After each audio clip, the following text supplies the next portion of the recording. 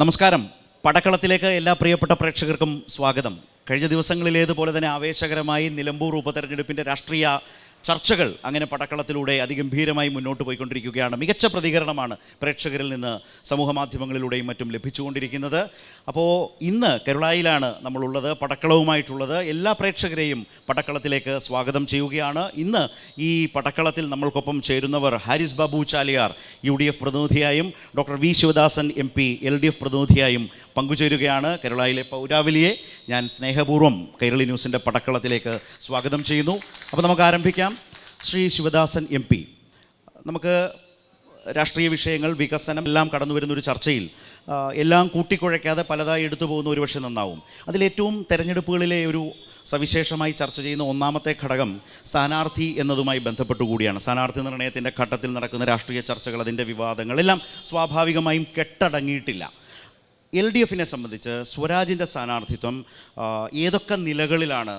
നിങ്ങൾ വിചാരിച്ചതുപോലെയോ വിചാരിച്ചതിന് അപ്പുറമോ പോയിട്ടുണ്ടോ, സഞ്ചരിച്ചിട്ടുണ്ടോ? LDFൻ്റെ വിശ്വാസവും പ്രതീക്ഷയും സ്ഥാനാർത്ഥിയിലൂന്നി ആദ്യമായി എന്തു പറയും ശ്രീ ശിവദാസൻ?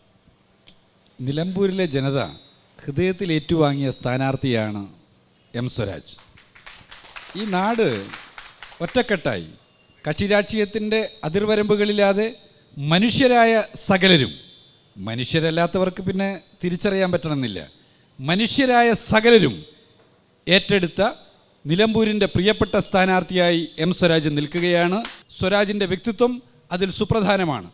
കവിത എഴുതുന്ന, പ്രസംഗിക്കുന്ന, പ്രഭാഷണ ചാതുര്യമുള്ള, എല്ലാ അർത്ഥത്തിലും ഒരു ജനതയെ ആകർഷിക്കാൻ പറ്റുന്ന, സമരമുഖങ്ങളിലെ തീപ്പന്തമായ, അറകൾ എല്ലാ അർത്ഥത്തിലും വെല്ലുവിളിച്ച് നേരിട്ട, പോലീസിൻ്റെ ഭീഷണിക്ക് മുന്നിൽ മുട്ടുമടക്കാത്ത, ഗുണ്ടാപ്പടയുടെ ഏറ്റുമുട്ടലുകളോട് നെഞ്ച് നിവർത്തി പോരടിച്ച, അതിനപ്പുറത്ത് ഒരു ജനത പ്രളയത്തിൻ്റെ ദുരിതമനുഭവിച്ചപ്പോൾ എല്ലാം മറന്ന് ഒന്നിച്ചിറങ്ങാൻ നേതൃത്വം നൽകിയ യുവജന പ്രസ്ഥാനത്തിൻ്റെ നേതാവായി, കേരളത്തിലെ വിദ്യാർത്ഥി പ്രസ്ഥാനത്തിൻ്റെ നേതൃനിരയിലൂടെ തൊഴിലാളി വർഗത്തിൻ്റെ ആകെ നേതൃനിരയിലേക്ക് ഉയർന്നു വന്നിട്ടുള്ള യുവജന പോരാളിയായിട്ടുള്ള സ്വരാജ് നിലമ്പൂരിനെ സംബന്ധിച്ചിടത്തോളം അവരുടെ വിഷയങ്ങൾ നിയമസഭയിൽ ഉന്നയിക്കാൻ, പരിഹാരമുണ്ടാക്കാൻ പറ്റുന്ന ഉത്തമനായ വ്യക്തിയാണ് എന്ന് സകലരും തിരിച്ചറിയുകയാണ്. അതുകൊണ്ടാണ് ലീഗിൽ പ്രവർത്തിച്ചവർ, കോൺഗ്രസിൽ പ്രവർത്തിച്ചവർ, അതിനപ്പുറത്ത് ഇന്നലകളിൽ പല ചിഹ്നത്തിൽ വോട്ട് ചെയ്തവർ, അവരെല്ലാം ഒറ്റക്കെട്ടായി പറയുകയാണ് ഈ നാടിന് ഏറ്റവും അനുയോജ്യനായിട്ടുള്ള സ്ഥാനാർത്ഥിയാണ് സ്വരാജ് എന്ന് പറയുന്നത്. അതിനൊപ്പം നിങ്ങൾ കേട്ടിരിക്കും, ചിലർ തങ്ങളുടെ പാർട്ടിയിലേക്ക് വരാൻ ഞങ്ങൾ ഏറ്റവും ആഗ്രഹിക്കുന്ന വ്യക്തിയാണ്, ഞങ്ങളുടെ പ്രവർത്തനത്തിനൊപ്പം വരാൻ ആഗ്രഹിക്കുന്ന ആളാണ് സ്വരാജ് എന്ന് പറഞ്ഞത് നമ്മൾ കേട്ടതാണ്. അവർ എതിരാളികൾ പോലും ആദരവോടുകൂടി നോക്കിക്കാണുന്ന ഒരു വ്യക്തിത്വത്തിൻ്റെ ഉടമയായി സ്വരാജിനെ നാം കാണുകയാണ്. ഉറപ്പായും ഈ നാട് സ്വരാജിനെ ഏറ്റെടുത്ത് കഴിഞ്ഞു എന്നുള്ളതാണ് ആവർത്തിച്ച് ഞാൻ പറയുന്ന കാര്യം. ഹാരിസ് ബാബു, ഇപ്പോൾ എതിരാളികൾ പോലും ആദരവോടെ കാണുന്ന സ്വരാജ് എന്ന നിലയിൽ ഈ തെരഞ്ഞെടുപ്പിൽ ആ സ്ഥാനാർത്ഥി നിർണയം മുതൽ LDFന് ആ സ്ഥാനാർത്ഥിയിലൂടെ ലഭിച്ച വലിയ സ്വീകാര്യത എന്ന ഒരു നിലപാട് നിരന്തരം LDF പറഞ്ഞുകൊണ്ടിരിക്കുകയാണ്. എന്നാൽ അത് പറയുമ്പോൾ ഇപ്പുറത്ത് നിങ്ങൾ മത്സരിപ്പിക്കുന്ന ആര്യാടൻ ഷൗക്കത്തും നിലമ്പൂരുകാരനാണ്. പക്ഷേ തെരഞ്ഞെടുപ്പിൽ ആദ്യം സ്ഥാനാർത്ഥിയെ പ്രഖ്യാപിച്ചെങ്കിലും പിന്നീട് രൂപം കൊണ്ട രാഷ്ട്രീയ വിവാദങ്ങൾ അദ്ദേഹത്തിൻ്റെ ആത്മവിശ്വാസത്തെയും മുന്നണിയുടെ ആത്മവിശ്വാസത്തെയും ബാധിച്ചിട്ടുണ്ടോ? പലപ്പോഴും കോൺഗ്രസിൽ നിന്ന്, ഇപ്പോൾ നമ്മൾ മാധ്യമപ്രവർത്തകർ എന്ന നിലയിൽ കോൺഗ്രസിൻ്റെ പല ഘടകങ്ങളിൽപ്പെട്ട ആളുകളോടൊക്കെ സംസാരിക്കുമ്പോൾ പ്രതിപക്ഷ നേതാവിൻ്റെ ഒരു താല്പര്യാർത്ഥം വന്ന സ്ഥാനാർത്ഥി എന്ന നിലയിൽ ആ പ്രശ്നം നിൽക്കുന്നുണ്ടോ? കാരണം പല ആളുകൾക്കും കുറെ കൂടി നല്ലൊരു സ്ഥാനാർത്ഥിയിലേക്ക് പോകാമായിരുന്നു എന്ന ചിന്ത, ഇതിനിടയിൽ വന്ന അൻവർ ഉന്നയിച്ച പ്രശ്നങ്ങൾ, ഇതൊക്കെ നിങ്ങളുടെ സ്ഥാനാർത്ഥി, ഞാൻ സ്ഥാനാർത്ഥിയുമായി ബന്ധപ്പെട്ടാണ് സംസാരിക്കുന്നത്, ഷൗക്കത്ത് ജയിക്കില്ല എന്ന് മുന്നണിയുമായി സഹകരിക്കാൻ നിൽക്കുമ്പോൾ തന്നെ ആവർത്തിച്ചു പറഞ്ഞുകൊണ്ടിരുന്നയാൾ അൻവറാണ്. അൻവർ ഇന്ന് സ്ഥാനാർത്ഥിയുമാണ്. ഈ ഘടകങ്ങൾ, സ്ഥാനാർത്ഥികളുമായി ബന്ധപ്പെട്ട ഘടകങ്ങൾ നിങ്ങളെ പിന്നോട്ടടിപ്പിക്കുന്ന വെല്ലുവിളികളാണോ? ഏത് വാർത്തയുടെ അടിസ്ഥാനത്തിലാണ് ഈ ചോദ്യം ചോദിച്ചതെന്ന് എനിക്കറിയില്ല. ഒന്നാമത്, തെരഞ്ഞെടുപ്പ് നിലമ്പൂരിലുണ്ടാകും എന്ന് പറയുമ്പോൾ തന്നെ പുതുപ്പള്ളിയും തൃക്കാക്കരയും പാലക്കാടും ആവർത്തിക്കും. 24 മണിക്കൂറിനുള്ളിൽ UDF അതിൻ്റെ സ്ഥാനാർത്ഥിയെ പ്രഖ്യാപിക്കും എന്ന് വളരെ അസന്നിഗ്ധമായി UDFൻ്റെ നേതൃത്വം, പ്രത്യേകിച്ച് UDF chairman Shri VD Satheesan പറയുകയുണ്ടായി. പിന്നീട് ഏകദേശം മാസം കഴിഞ്ഞ് തെരഞ്ഞെടുപ്പ് നീണ്ടുപോകുന്ന സാഹചര്യത്തിൽ അതുമായി ബന്ധപ്പെട്ട് നമ്മളൊന്നും പ്രതീക്ഷിക്കാത്തൊരു സുപ്രഭാതത്തിലാണ് തെരഞ്ഞെടുപ്പ് പ്രഖ്യാപിക്കുന്നത്. സ്വാഭാവികമായി നേതാക്കന്മാർ മുഴുവൻ പല ഇടങ്ങളിലാണ്. 24 മണിക്കൂർ എന്നുള്ളത് ഏകദേശം ഒരു 28 മണിക്കൂറാകുമ്പോൾ കോൺഗ്രസിൻ്റെ സ്ഥാനാർത്ഥിയെ ഹൈക്കമാൻഡ് പ്രഖ്യാപിച്ചു. ആ പ്രഖ്യാപിച്ച സമയത്ത് തന്നെ UDF കോൺഗ്രസ് നേതൃത്വം അതുമായി മുന്നോട്ട് പോയി. ഏതെങ്കിലും ഒരു അസ്വാരസ്യം ഇവിടെ ചൂണ്ടിക്കാണിച്ചു തന്നാൽ ഞാൻ അതിന് മറുപടി പറയും. അതല്ലാതെ വെറുതെ പുകമറ പറഞ്ഞിട്ട് ഇതില്ല. രണ്ടാമത്തെ ഒരു കാര്യം എനിക്ക് തോന്നുന്നത് സ്വരാജിൻ്റെ സ്ഥാനാർത്ഥിത്വം ഞങ്ങളെ ഭീതിപ്പെടുത്തുന്നതാണ്. ഏതർത്ഥത്തിലാണ് സ്വരാജ് ഞങ്ങൾക്ക് ഭീതിപ്പെടുന്നത് എന്ന് എത്ര ആലോചിച്ചിട്ടും ഞങ്ങൾക്ക് മനസ്സിലാവുന്നില്ല. കാരണം 5 വർഷക്കാലം തൃപ്പൂണിത്തറ എന്ന് പറയുന്ന മണ്ഡലത്തിൽ അവിടെ MLA ആയിട്ട് കേരളത്തിലെ 99 സീറ്റിൽ ഇടതുപക്ഷ ജനാധിപത്യ മുന്നണി ഒരു തുടർ ഭരണത്തിലേക്ക് പിണറായി വിജയൻ പോകുമ്പോൾ CPM-ന്റെ പരാജയപ്പെട്ട നിങ്ങൾ പറയുന്ന പ്രമുഖനാണ് സ്വരാജ് എന്ന് പറയുന്നത്. ഒരു തർക്കവുമില്ലാത്ത കാര്യമാണ്. അപ്പോൾ തൃപ്പൂണിത്തറക്കാർക്ക് എന്തുകൊണ്ട് സ്വരാജ് പ്രിയപ്പെട്ടവനായില്ല? പിന്നെ പറയുന്നു പ്രളയത്തിൻ്റെ സമയത്ത് അദ്ദേഹം ഈ നാടിനോടൊപ്പം നിന്നു. എവിടെ നിന്നു? ഏത് സമയത്താണ് സ്വരാജ് നാടിനൊപ്പം നിന്നിട്ടുള്ളത്? സ്വരാജിൻ്റെ ഒരു ഇത് കാണുന്നത് ഈ PV അൻവർ MLA-യുടെ കൂടെ ഒരു കൊടയിൽ നിൽക്കുന്ന ഒരു ഫോട്ടോ മാത്രമാണ്. അതിൻ്റെ പുറത്തേക്ക് കണ്ടിട്ടില്ല. ഞാൻ ചോദിക്കുന്നു, കവളപ്പാറയിൽ ദുരന്തമുണ്ടായപ്പോൾ സ്വരാജിൻ്റെ ഒരു ഇടപെടലും അവിടെ കണ്ടിട്ടില്ല. ഇതാ വയനാട് ചൂരൽമലയിൽ ദുരന്തമുണ്ടായി. നമ്മൾ സംസാരിക്കുന്ന കരുളായിലാണ്. ഈ നെടുങ്കയത്താണ് മണിയൻ എന്ന് പറയുന്ന ചെറുപ്പക്കാരനെ ആന ചവിട്ടിക്കൊന്നത്. സ്വരാജിനെ നമ്മൾ കണ്ടിട്ടുണ്ടോ? പിന്നെ കവിത എഴുതിക്കൊണ്ടാണോ നിലമ്പൂരിലെ ആളുകൾ നന്നായി പ്രസംഗിക്കുന്നത് കൊണ്ടാണോ നിലമ്പൂരിലെ ആളുകൾ സ്വരാജിനെ അംഗീകരിക്കണമെന്ന് പറയുന്നത്? ശരി, ഏതായാലും സ്ഥാനാർത്ഥികളെക്കുറിച്ച് സംസാരിച്ചതിൽ നിന്ന് തന്നെ നമുക്ക് തുടങ്ങാം. ഇവിടെ ശ്രീ ശിവദാസൻ MP പറഞ്ഞത് സ്വരാജിൻ്റെ സ്ഥാനാർത്ഥിത്വം ഇടതുമുന്നണിക്ക് കൂടുതൽ ആത്മവിശ്വാസവും വലിയ സ്വീകാര്യതയും കൂടുതലായി നൽകിയിട്ടുണ്ട്. അതിനെ നിരാകരിച്ചുകൊണ്ടാണ് UDF പ്രതിനിധി സംസാരിച്ചത്. പക്ഷേ അപ്പോഴും അദ്ദേഹം ആര്യാടൻ ഷൗക്കത്തിനെ കുറിച്ചൊന്നും പറഞ്ഞു കേട്ടില്ല. ഇനി പറയുമായിരിക്കും. നമുക്ക് ഉറപ്പായും ഞാനൊന്നും തന്ന അവസരത്തിൽ താങ്കൾ പറഞ്ഞില്ല എന്ന് ഞാൻ പറഞ്ഞുള്ളൂ. ഇനിയുമുണ്ട് അവസരം. യെസ്, അപ്പോൾ നിങ്ങളിൽ നിന്ന് തുടങ്ങാം. അതിനിടയിലാണ് അൻവർ, UDF-നെ പിന്തുണയ്ക്കാൻ നിന്ന അൻവർ ഒടുവിൽ സ്ഥാനാർത്ഥിയായി, സ്വതന്ത്ര സ്ഥാനാർത്ഥിയായി വന്നു നിൽക്കുകയും ചെയ്യുന്നു. ഇതാണ് സ്ഥാനാർത്ഥികളെ സംബന്ധിച്ച് ഒരു പൊതു അന്തരീക്ഷം. ഇനി നിങ്ങളുടെ കൂടി അഭിപ്രായങ്ങൾ എടുത്തുകൊണ്ട് ഇവരിലേക്ക് വരാം. എന്തുകൊണ്ടാണ് സ്വരാജിനെ സ്ഥാനാർത്ഥിത്വം അംഗീകരിക്കേണ്ടതെന്നാണ് ചോദിച്ചത്. അതിൽ ഒന്ന് പറയാനുള്ളത്, ഇന്ന് പാരമ്പര്യമായി കണ്ടുവരുന്ന ഒരു സ്റ്റൈലുണ്ട് പൊളിറ്റിക്സിൽ. നമ്മൾ യുവജനങ്ങൾക്കൊക്കെ പൊളിറ്റിക്സിനോടുള്ള ഒരു വെറുപ്പ് കൂടി അതാണ്. എതിരാളികളെ പരിഹസിച്ച് സംസാരിക്കുക, കുറ്റപ്പെടുത്തി സംസാരിക്കുക, അതുപോലെ എല്ലാ തരത്തിലും അവജ്ഞയോടെ അവഹേളിച്ചുകൊണ്ട് സംസാരിക്കുക എന്നുള്ളൊരു രീതി. ഞങ്ങളാരും ഇതുവരെ സ്വരാജിൻ്റെ അത്തരത്തിലുള്ള ഒരു പ്രസംഗമോ അത്തരത്തിലുള്ള ഒരു ഡിബേറ്റ്സോ അദ്ദേഹത്തെ അപമാനിച്ചുകൊണ്ട് ചോദിക്കുമ്പോൾ പോലും അതിനോട് വളരെ സൗമ്യമായി, വളരെ ശാന്തമായി, ആരെയും ഉപദ്രവിക്കാതെ, ആരെയും ബുദ്ധിമുട്ടിക്കാതെ ഒരു മാന്യമായ ഒരു ഇടപെടൽ അദ്ദേഹം നടത്തുന്നു എന്നുള്ളതാണ് അദ്ദേഹത്തെ മറ്റു യുവജന നേതാക്കളിൽ നിന്നും വ്യത്യസ്തമാക്കുന്നത്. സ്ഥാനാർത്ഥികളിൽ ഊന്നിയാണ് ഈ റൗണ്ടിൽ നമ്മൾ സംസാരിക്കുന്നത്. ഏത് സ്ഥാനാർത്ഥിയെക്കുറിച്ചും സംസാരിക്കും. UDF-ന്റെ ആളോട് താങ്കൾ സ്ഥാനാർത്ഥികളെ കുറിച്ച് പറഞ്ഞപ്പോൾ ഇവിടെ സൂചിപ്പിച്ചു സ്വരാജിനെ കവളപ്പാറയിൽ കണ്ടില്ല, വയനാട്ടിൽ കണ്ടില്ല, അതല്ലെങ്കിൽ മറ്റ് പ്രശ്ന സ്ഥലത്തൊന്നും കണ്ടില്ല എന്ന്. നിങ്ങൾ കഴിഞ്ഞ 2 ലോക്സഭാ തെരഞ്ഞെടുപ്പിൽ രാഹുൽ ഗാന്ധിക്കും പ്രിയങ്ക ഗാന്ധിക്കും വോട്ട് കൊടുത്തവരാ. അവർ ഈ നാടിൻ്റെ ഏത് പ്രശ്നത്തിലാണ് സ്ഥാനാർത്ഥികളാവുന്നതിന് മുമ്പ് ഈ നാട്ടിൽ ഇടപെട്ടിട്ടുള്ളത് എന്നുകൂടി ഒന്ന് വിശദീകരിക്കണം. സ്വരാജ്, ആര്യാടൻ ഷൗക്കത്ത്, PV അൻവർ, അതുപോലെ BJP സ്ഥാനാർത്ഥിയായി വന്ന പഴയ ജോസഫ് ഗ്രൂപ്പുകാരൻ മോഹൻ ജോർജ്, ഇത്രയും ആളുകൾ. അദ്ദേഹം പറഞ്ഞ സ്വരാജ് വിമർശനങ്ങളുണ്ട്. അപ്പുറത്തെ ക്യാമ്പിനെ കുറിച്ച് ശ്രീ ശിവദാസൻ ഏതെങ്കിലും കൂട്ടിച്ചേർക്കാനുണ്ടെങ്കിലാകാം. സ്വരാജിൻ്റെ സവിശേഷതകൾ, വിശദീകരണങ്ങൾ ആവശ്യമില്ലാത്തതാണ്. ഇല്ല, പക്ഷേ അദ്ദേഹത്തിൻ്റെ വിമർശനങ്ങൾക്കുള്ള മറുപടി ഇവിടെ നിൽക്കുന്ന ആളുകൾക്ക് എല്ലാവർക്കും അറിയുന്ന കാര്യമാണ്. വിമർശനങ്ങൾ അതിൻ്റെ മറുപടി ഇവിടെ കൂടിയിട്ടുള്ള ആളുകളുടെ മനസ്സിൽ തന്നെ ഉണ്ടാവും. ഞാൻ വിശദീകരിക്കേണ്ടുന്ന കാര്യമില്ല. പക്ഷേ നാം പറയേണ്ടത് എന്താണ്? സ്വരാജ് എന്ന യുവജന നേതാവ് കേരളത്തിൽ അത്രമേൽ സ്വീകാര്യത ഉണ്ടാക്കിയിട്ടുള്ള ഒരു യുവജന നേതാവ്.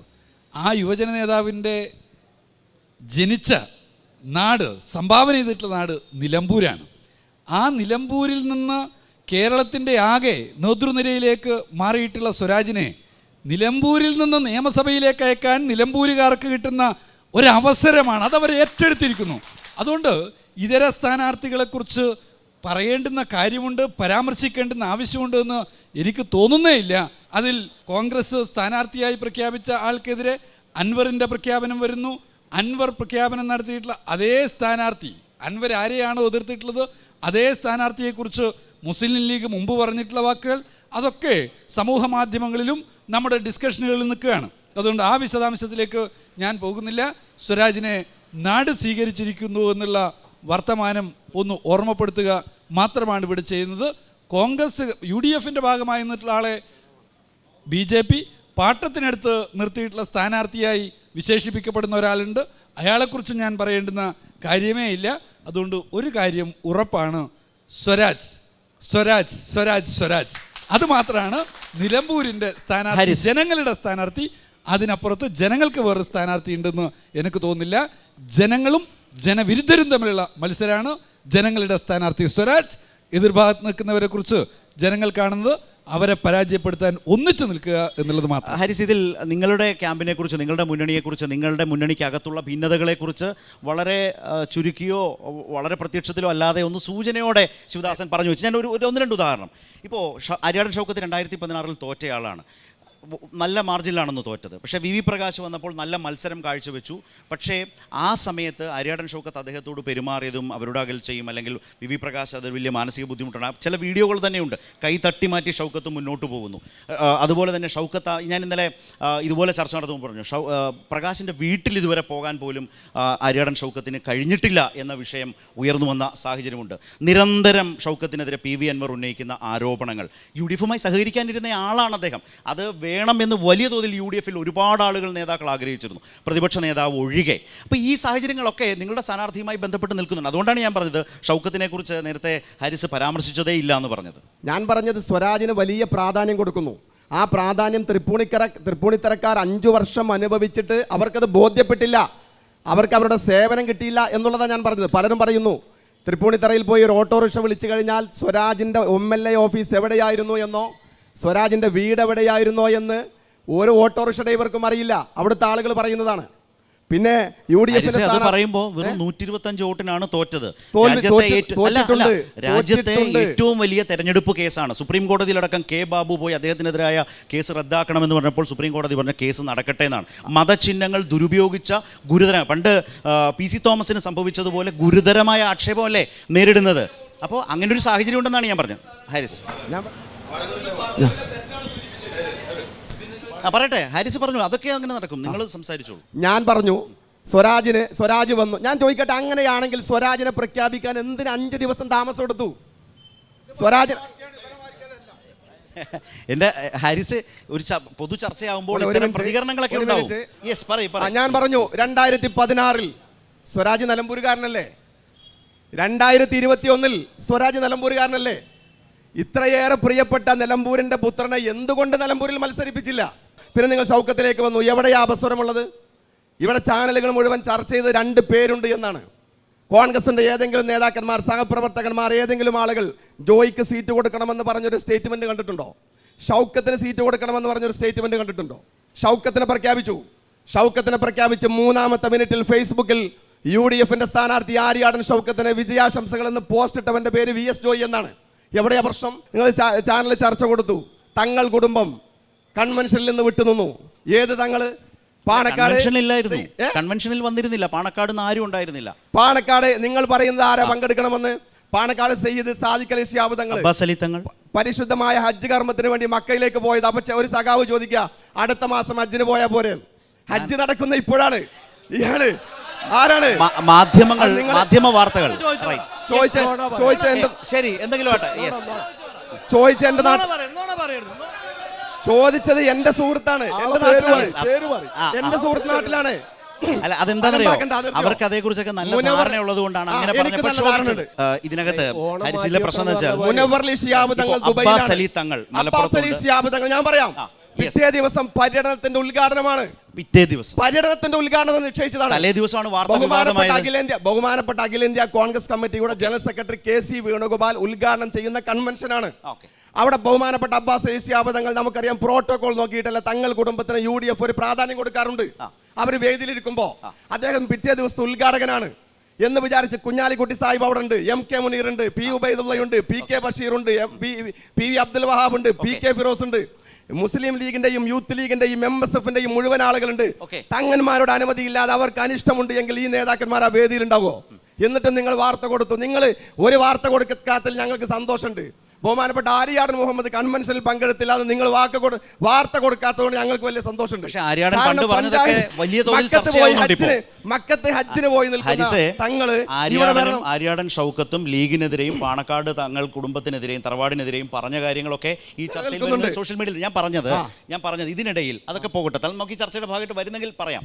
ഞാൻ പറഞ്ഞത് ഒരു കാര്യം കൂടി പറഞ്ഞിരുന്നു. PV അൻവർ ഷൗക്കത്തിനെതിരെ ഗുരുതരമായ ആരോപണങ്ങൾ ഉന്നയിച്ചു എന്ന് ഞാൻ പറഞ്ഞു. ഞാനത് ഓർമ്മിപ്പിച്ചില്ല, താങ്കൾക്ക് അവസരം കിട്ടിയില്ല എന്ന് കൊണ്ടാണ് ഞാൻ പറഞ്ഞത്. അത് കഴിഞ്ഞ് അടുത്ത റൗണ്ടിലേക്ക് പോകാം.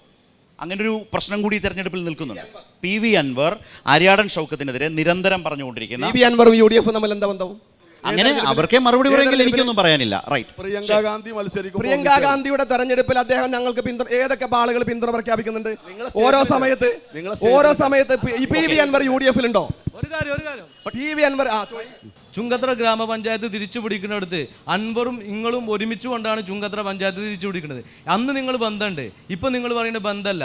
ഞങ്ങൾ അൻവറിന്റെ കൂടെയുള്ള ആള് അവിടെ അവിശ്വാസ പ്രമേയത്തിന് നോട്ടീസ് കൊടുത്തിട്ടുണ്ട്. അവര് അൻവർ CPM-മായി അടഞ്ഞു പോന്നിട്ടുണ്ട്. നിങ്ങൾ കണ്ണേ കരളെ എന്ന് വിളിച്ച അൻവറിനെ നിങ്ങൾ അങ്ങോട്ടും തരും, അദ്ദേഹം ഇങ്ങോട്ടും തരി വിളിച്ചിട്ടുണ്ട്. നിങ്ങളുമായി ബന്ധം വിച്ഛേദിച്ചിട്ടുണ്ട്. നിങ്ങളോട് തൊലാക്ക് ചെല്ലിയ സമയത്ത് അദ്ദേഹത്തിന്റെ മകളെ അദ്ദേഹം കൂട്ടിക്കൊണ്ടുപോയിട്ടുണ്ട്. അന്ന് ഞങ്ങൾ സ്വാഭാവികമായിട്ടും രാഷ്ട്രീയമായിട്ട് എന്ത് തീരുമാനം എടുക്കണ്ടേ? അൻവറിന്റെ കൂടെ നിൽക്കണം. എന്താ തർക്കമുള്ളത്? ഞങ്ങൾക്ക് ഒരു ഭരണം കിട്ടുകയാണ്. ഞങ്ങൾ UDF-ൽ അൻവറില്ല, ആ വിഷയം ആർജവത്തോടെ പറയുന്ന താങ്കൾ നിങ്ങളുടെ സ്ഥാനാർത്ഥിക്കെതിരെ മറ്റൊരു എതിർ സ്ഥാനാർത്ഥിയായ അൻവർ ഗുരുതരമായ ആരോപണങ്ങൾ ഉന്നയിച്ചിട്ടും നിങ്ങൾ മൗനം പാലിക്കുന്നത് അദ്ദേഹത്തോടുള്ള സ്നേഹം കൊണ്ടല്ല. പിന്നെന്താണ്? ഞങ്ങൾ ഈ തെരഞ്ഞെടുപ്പിൽ അൻവറുമായി മത്സരിക്കാൻ ഉദ്ദേശിച്ചിട്ടില്ല. പക്ഷെ ആ ചർച്ചയിലേക്ക് കൊണ്ടുപോകാൻ ഈ തെരഞ്ഞെടുപ്പിന് ഞങ്ങൾ ഉദ്ദേശിക്കുന്നില്ല. ഞങ്ങൾക്ക് കഴിഞ്ഞ 9 വർഷക്കാലത്തെ LDF-ന്റെ സംസ്ഥാന ഭരണം, കഴിഞ്ഞ 9 വർഷക്കാലത്തെ നിലമ്പൂരിന്റെ ആര്യാടൻ ബാക്കി വെച്ചുപോയ വികസന പ്രവർത്തനങ്ങൾ മുടങ്ങിക്കിടന്നത് ഇത് ചർച്ച ചെയ്യണം. ചോദ്യങ്ങളുടെ പിറകെ പോകാൻ സമയമില്ല. ഒറ്റ ചോദ്യം. നിങ്ങൾ തൃപ്പൂണിത്തുറ തെരഞ്ഞെടുപ്പിന് തോറ്റു എന്നുള്ളതാണ് ഇത്ര നേരമായിട്ട് വലിയ അയോഗ്യതയായിട്ട് പറയട്ടെ വലിയ അയോഗ്യതയായിട്ട് നിങ്ങൾ ഫസ്റ്റ് മുതൽ പറയുന്നത് തൃപ്പൂണിത്തുറ തെരഞ്ഞെടുപ്പ് പരാജയപ്പെടുന്ന. അതെ, അത് 100 ചില്ലാനം വോട്ടിനാണെന്നുള്ളതും അതിനുശേഷം ബാബു BJPക്ക് നന്ദി പറഞ്ഞതൊക്കെ നമ്മൾ കണ്ടതാ. അതവിടെ നിൽക്കട്ടെ. അത് തോൽവിയാണ് ഒരു അയോഗ്യത എന്നുണ്ടെങ്കിൽ ഇവിടെ ആര്യാട ഷൗക്കത്ത് 10,000-ലേറെ വോട്ടിന് തോറ്റ മണ്ഡലം. അത് ഇവിടെ നിൽക്കാൻ എന്താ അർഹതയുള്ളത്? പിന്നെ ഹജ്ജ് മാറ്റി വെക്കാൻ ഏതോ സുഹൃത്ത് പറഞ്ഞു. ആ സുഹൃത്തിന്റെ പേര് പറയാൻ പറഞ്ഞിട്ട് ഇതുവരെ പറയുന്നില്ല. പക്ഷേ ഓണം മാറ്റി വെക്കാൻ ടെക്സ്റ്റ് ബുക്ക് ഇല്ലാത്തതുകൊണ്ട് മാറ്റി വെക്കാൻ പറഞ്ഞ നേതാവിനെ ഞങ്ങൾക്കറിയാം. അത് അന്നത്തെ വിദ്യാഭ്യാസ മന്ത്രിയായിരുന്നു. ശരി, വേഗം. ഇവിടെ LDF-ന്റെ അല്ലെ കമ്മ്യൂണിസ്റ്റ് പാർട്ടി ഓഫ് മാർക്സിസ്റ്റിൻ്റെ മുഖ്യമന്ത്രിമാർ വരുമ്പോൾ മാത്രമേ ഈ കരുളായിൽ പുരോഗതി ഉണ്ടായിട്ടുള്ളൂ. അതൊന്ന് ഞാൻ പറഞ്ഞുതരാം. കരുളായി മുക്കട്ട റോഡ് അന്ന് 1967 EMS മന്ത്രിസഭയിൽ MK കൃഷ്ണൻ വനംവകുപ്പ് മന്ത്രിയാവുമ്പോഴാണ് ഇവിടെ കരുളായി വന്നു. അത് നിവേദനം കൊടുത്തു. അയാൾ തിരുവനന്തപുരത്ത് പോയിട്ട് ഫോറസ്റ്റിൽ നിന്ന് PWDക്ക് ഏൽപ്പിച്ചിരുന്നു. എന്നിട്ടാണ് ഈ റോഡ് നന്നാണ്. അന്ന് ഈ മരത്തിൻ്റെ പാലം പിന്നെ ഇത്തരം ബോർഡർ റോട്ടിൽ. അത് കഴിഞ്ഞ് TK ഹംസ പൊതുമരാമത്ത് വകുപ്പ് മന്ത്രിയാവുമ്പോഴാണ് പൂക്കോട്ടുംപാട റോഡ് പിന്നെ പഞ്ചായത്തിൽ നിന്ന് PWDക്ക് കൊടുക്കണം. അപ്പോൾ കമ്മ്യൂണിസ്റ്റ് മന്ത്രിസഭ വരുമ്പോഴേ ഇവിടെ പുരോഗതി ഉണ്ടായിട്ടുള്ളൂ ഈ നാട്ടിൽ. പിന്നെ 34 കൊല്ലം ഞാൻ ഒരു കോൺഗ്രസിൻ്റെ മുൻ മണ്ഡലം വൈസ് പ്രസിഡന്റ് കൂടിയാണ്. അപ്പോൾ അതുകൊണ്ടാണ് പറയുന്നത് എനിക്ക് ചരിത്രം അറിയാം. അല്ലൊരു പൊതുപ്രവർത്തകനായിരുന്നു. പേരെന്താ? എൻ്റെ പേര് ചെറി പനോലാണ്. അല്ല, അതിന്റെ കോൺഗ്രസിന്റെ മണ്ഡല സെക്രട്ടറിന്റെ മുന്നേ പാർട്ടി, അതിന്റെ മുന്നേ മാർക്സിസ്റ്റ് പാർട്ടി തന്നെ. ഞാൻ പറഞ്ഞുതരാം. അതിൽ പാർട്ടിയിൽ മെമ്പർഷിപ്പ് ഇല്ലാത്ത കാലത്താണ് ഞാൻ കോൺഗ്രസിക്ക് പോയത്. മനസ്സിലായോ? അതിന് കാരണങ്ങളുണ്ട്. അത് ഞാൻ ഇപ്പോൾ വിശദീകരിക്കാൻ തയ്യാറാണ്.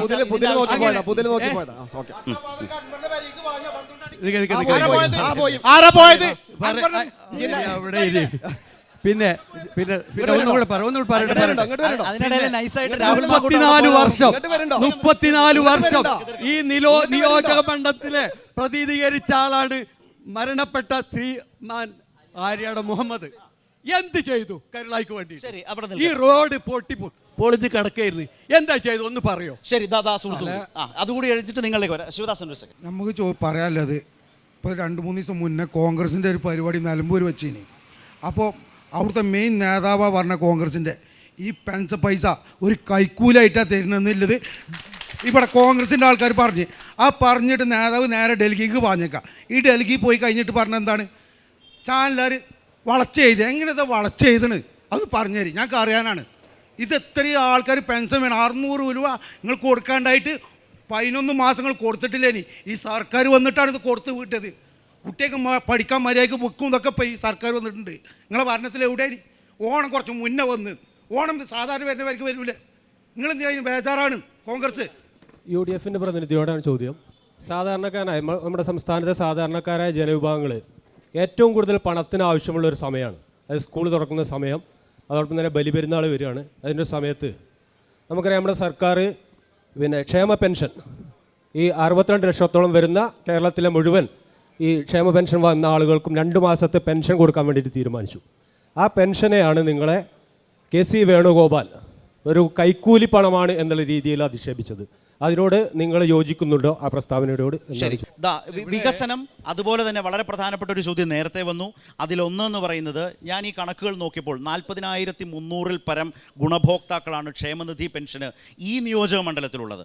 അവരെ അടക്കം, നേരത്തെ വന്ന ചോദ്യം അതാണ്, അവരെ അടക്കം കൈക്കൂലി വാങ്ങുന്നവരായി ചിത്രീകരിച്ചു. ഒരു രാഷ്ട്രീയ വിമർശനത്തിൻ്റെ പേരിൽ കൈക്കൂലിക്കാരായി ചിത്രീകരിക്കുന്ന, ജനങ്ങളെ അധിക്ഷേപിക്കുന്നതോ അപമാനിക്കുന്നതോ ആയ ഒരു നിലപാട് തെരഞ്ഞെടുപ്പാണ് എന്നതിൻ്റെ പേരിൽ സ്വീകരിക്കാമോ? വലിയ ചർച്ചയും വിവാദവും പ്രതിഷേധവും ഉയരുന്നുണ്ട്. പ്ലസ് വികസനം. ശിവദാസൻ നേരത്തെ വന്നതുകൊണ്ടാണ് നിങ്ങൾ രണ്ടുപേരിലേക്ക്. ഇവിടെ ഈ ചോദിച്ചിട്ടുള്ള ചോദ്യം വളരെ പ്രസക്തമാണ്. കേരളത്തിൽ ഇന്ത്യയിൽ ഏറ്റവും കൂടുതൽ ആളുകൾ പെൻഷൻ വാങ്ങുന്നത്, ക്ഷേമ പെൻഷൻ വാങ്ങുന്നത് കേരളത്തിലാണ്. കേരളത്തിൽ 60 ലക്ഷത്തിലധികം ആളുകൾ പെൻഷൻ വാങ്ങുന്നുണ്ട്.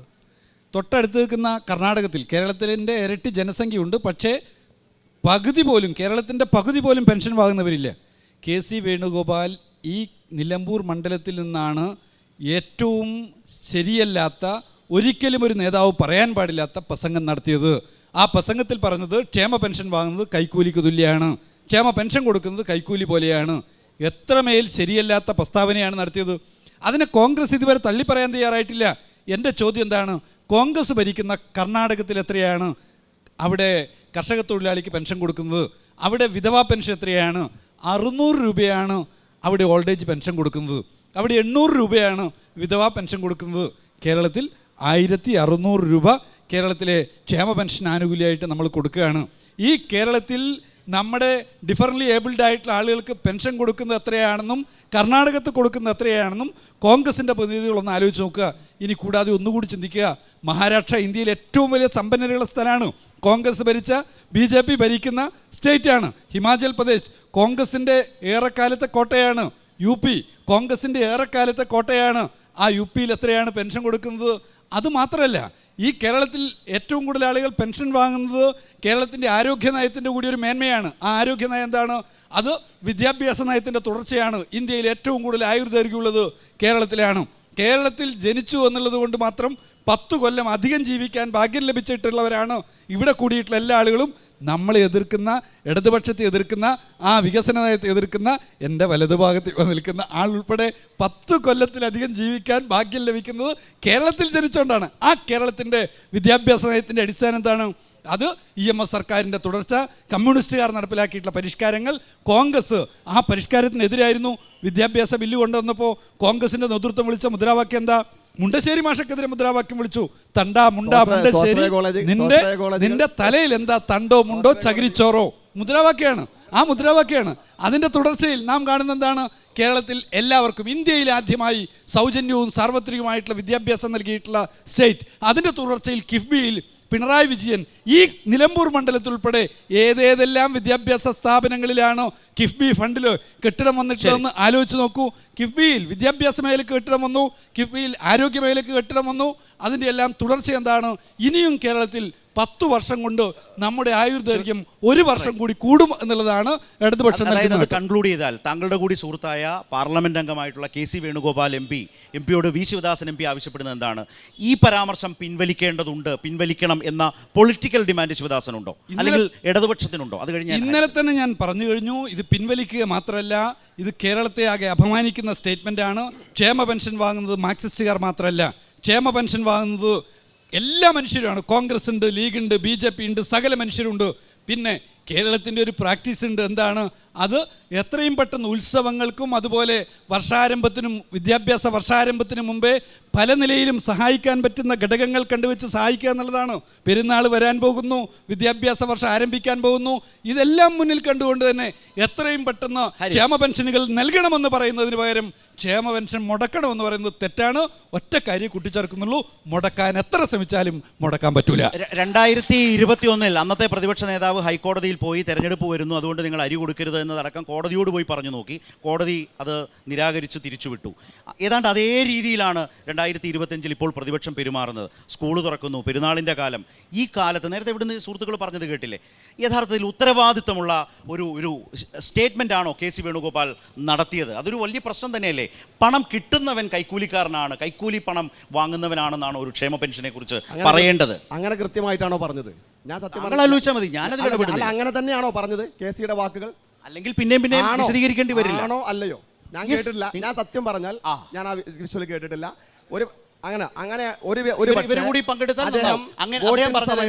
വോട്ട് സമയത്ത് പെൻഷൻ കൊടുക്കുന്നത് കൈക്കൂലിയായി ഗവൺമെന്റ് കരുതുന്നുണ്ടാകാം എന്ന് പറഞ്ഞിട്ടുണ്ടാകാം. എങ്ങനെ ഗവൺമെന്റ് ഇതൊരു കൈക്കൂലിയായി എന്ന് പറഞ്ഞിട്ടുണ്ടാകാം. അല്ലെ, കൈക്കൂലിക്ക് രണ്ട് ഭാഗമില്ലേ ഹാരിസേ? ഇപ്പോ നിങ്ങൾ എനിക്ക് കൈക്കൂലി തന്നാൽ KC വേണുഗോപാലിനെ പോലെ നിങ്ങളും ഇത്രയും വർഷമായി കേരളത്തിലും കേന്ദ്രത്തിലുമൊക്കെയായി രാഷ്ട്രീയ പ്രവർത്തനം നടത്തുന്ന KC വേണുഗോപാലിനെ സംബന്ധിച്ചിടത്തോളം അങ്ങനെ ഒരു പരാമർശം നടത്തുന്ന ആളാണ് എന്നൊരു വിശ്വാസം ആർക്കും വിശ്വാസമില്ല. അതെ, അങ്ങനെ പറയുമോ എന്ന് തോന്നിപ്പിക്കുന്ന നിലയിലേക്ക് ഹാരിസിന് പോലും അവിശ്വസനീയത. തീർച്ചയായും ഹാരിസ് പറഞ്ഞിട്ടുള്ള ഒരു ശരിയായ കാര്യമാണ്. അങ്ങനെ പറയുമെന്ന് ഒരാളും പ്രതീക്ഷിച്ചില്ല എന്ന് പറഞ്ഞു. പക്ഷേ അതാണ് സംഭവിച്ചത്. അവിടെയാണ് ഒഴിഞ്ഞു മാറാനല്ല. ഞാനത് ഒഴിഞ്ഞു മാറാനല്ല. എന്ത് പ്രശ്നം? അത് പറഞ്ഞത് എവിടെയാണ്? അത് പറഞ്ഞത് നിലമ്പൂരിലെ UDFന്റെ കൺവെൻഷനിലാണ് പറഞ്ഞത്, അല്ലാതെ ഡൽഹിയിൽ ഇരുന്നല്ല പറഞ്ഞത്. ഈ മണ്ഡലത്തിൽ തെരഞ്ഞെടുപ്പ് നടക്കുന്നു എന്നതിന്റെ ഒരൊറ്റ കാരണത്താൽ അങ്ങനെ ആ വേദിയിൽ വെച്ചാണ് അദ്ദേഹം പറഞ്ഞത്. ഉദ്ഘാടകനായി വന്നാണ് പറഞ്ഞത്. കൃത്യമായ വാക്കാരെങ്കിലും ഒന്ന് പറഞ്ഞു. തെരഞ്ഞെടുപ്പ് കാലത്ത് വോട്ട് വാങ്ങിക്കാൻ വേണ്ടി ഉപയോഗിക്കുന്ന കൈക്കൂലിയാക്കിയിട്ടാണ് തെരഞ്ഞെടുപ്പ് കാലത്ത് വോട്ട് വാങ്ങിക്കാൻ വേണ്ടി കൊടുക്കുന്ന കൈക്കൂലിയാണ് പെൻഷൻ. അല്ല, പലപ്പോഴും അങ്ങനെ ചെയ്യാറുണ്ട്. തെരഞ്ഞ സമയത്ത് അല്ല പറയട്ടെ, ഞാൻ പറഞ്ഞത് ഇടതുപക്ഷത്തിനെ സംബന്ധിച്ചിടത്തോളം അങ്ങനെ ചെയ്യുന്ന ഒരു പ്രസ്ഥാനമാണ്. ഒറ്റ പറയാം, ആക്രമിക്കാൻ വരണ്ട. ബഹുമാനപ്പെട്ട ആര്യാടൻ മുഹമ്മദ് 36 കോടി രൂപ വകയിരുത്തി, പറയാൻ പൂർത്തിയാക്കണം, ബൈപ്പാസ് കൊണ്ടുവന്നു. കഴിഞ്ഞ 2017 മുതൽ 24 വരെ ബഡ്ജറ്റിൽ അതിൽ പണം വെച്ചു. ഇന്നേ വരെ ആ പണം നമ്മൾ എവിടെയും കണ്ടിട്ടില്ല. തെരഞ്ഞെടുപ്പ് നിലമ്പൂരിൽ വരും എന്ന് ഉറപ്പായപ്പോൾ 247 കോടി രൂപ ബൈപ്പാസിന് വീണ്ടും വകയിരുത്തിയവരാണ് ഇടതുപക്ഷം. മനസ്സിലായില്ല? ആ അനുഭവത്തിന്റെ പാഠത്തിലായിരിക്കാം ബഹുമാനപ്പെട്ട KC വേണുഗോപാൽ അത് പറയാനുണ്ടായ കാരണം. വോട്ടർമാരെ സ്വാധീനിക്കാം, ഹാരിസ് 62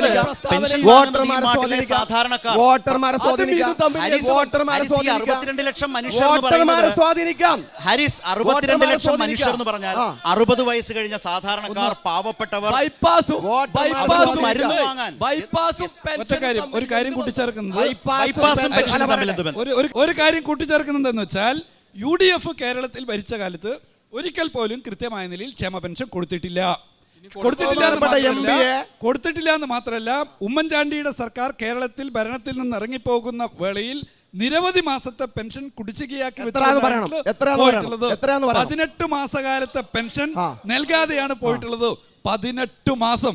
അങ്ങനെ 18 മാസം പെൻഷൻ നൽകാതെ ഇറങ്ങിപ്പോയിട്ടുള്ള ഒരു സർക്കാരായിരുന്നു UDFന്റെ സർക്കാർ.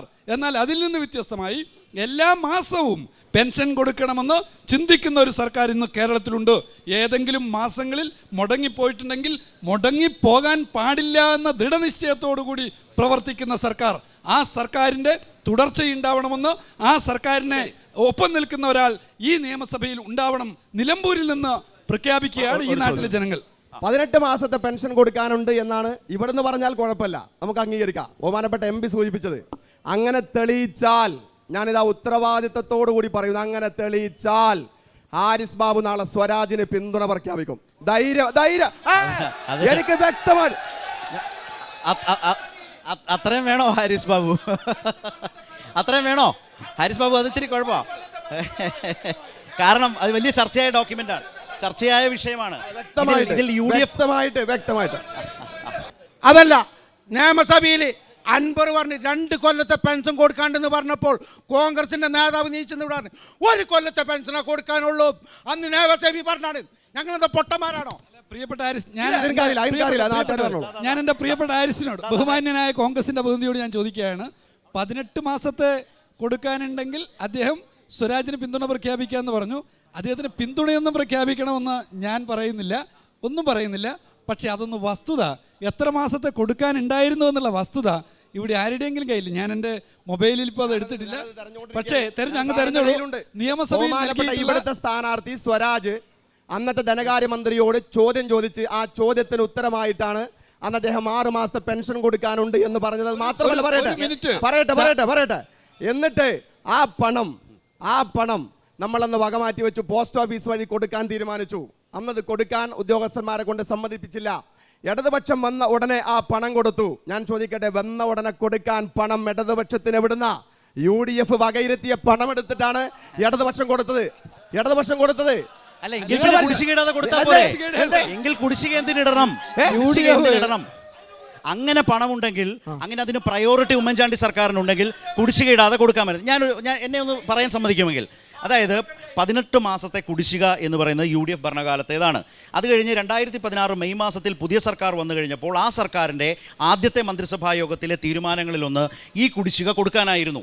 അത് കൊടുത്ത ശേഷം നിയമസഭയിൽ ഉയർന്നു വന്ന ചോദ്യത്തിലാണ് പറഞ്ഞത്, ഇനി അത് കൊടുത്തു കഴിഞ്ഞാൽ ഉടൻ അടുത്ത മാസം കൊടുക്കാൻ സർക്കാരിന് കഴിയാതെ വന്നപ്പോൾ എത്ര മാസത്തെ കുടിശ്ശിക? അപ്പോൾ ആ തുടർന്ന് വന്ന ഓണത്തോടനുബന്ധിച്ച് കൊടുത്ത കുടിശ്ശികയുമായി ബന്ധപ്പെട്ട വിശദീകരണത്തിലാണ് താങ്കൾ പറഞ്ഞു വന്നത്.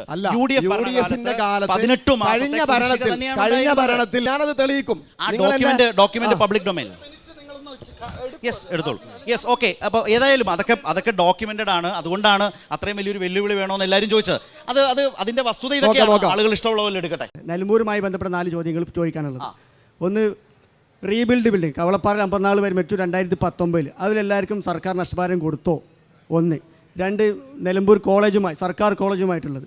3, ബൈപ്പാസുമായി ബന്ധപ്പെട്ട്. 4, വനമേഖലയുമായി ബന്ധപ്പെട്ടാണ് ചർച്ച നടക്കുന്നത്. ഇവിടെ ഈ മണ്ഡലത്തിൽ 4 പേര് പട്ടാപ്പകൽ കാട്ടുപന്നി ആക്രമണത്തിൽ മരണപ്പെട്ടിട്ടുണ്ട്. ഈ നിയോജകമണ്ഡലത്തിൽ 4 പേര്, ഒരാൾക്ക് പോലും ഒരു നഷ്ടപരിഹാരം കൊടുത്തിട്ടില്ല.